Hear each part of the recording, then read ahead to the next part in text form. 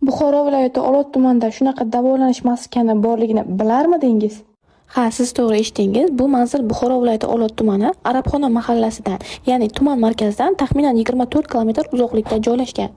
Muolajalar iyun, iyul va avgust oylarida amalga oshiriladi, chunki qum aynan shu paytda yetarlicha qiziydi.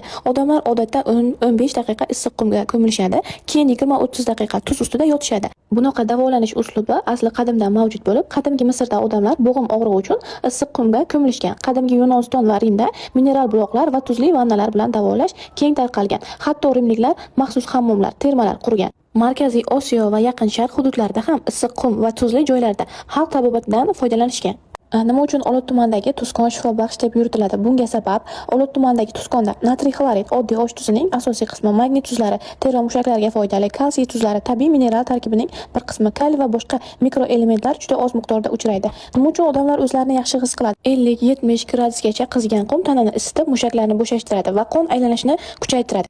Tuzli havo ayrim odamlarda nafas olishni yengillashtirishi mumkin. Minerallarga boy muhit teri bilan aloqada ayrim kishilarga yoqimli ta'sir qiladi. Tinch muhit va dam olishning o'zi ham o'zini yaxshi his qilishga yordam beradi. Shu sababli odamlar ko'pincha bel va bo'g'im og'rig'i, revmatizm, mushak og'rig'i, ayrim teri muammolari, charchoq uchun u yerga borishadi. Undan tashqari bu yerda giyohli choylar hamda shifobaxsh sho'rvalar bilan davolashadi. Yana kamiga qozoqlarning milliy uyi bo'lgan o'tovlarda dam olishingiz mumkin.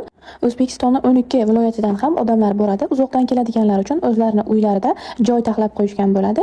Bemalol oldindan joy band qilib kelishlaringiz mumkin. Murojaat uchun pastda raqamlar qoldiraman. Bemalol aloqaga chiqaverasizlar.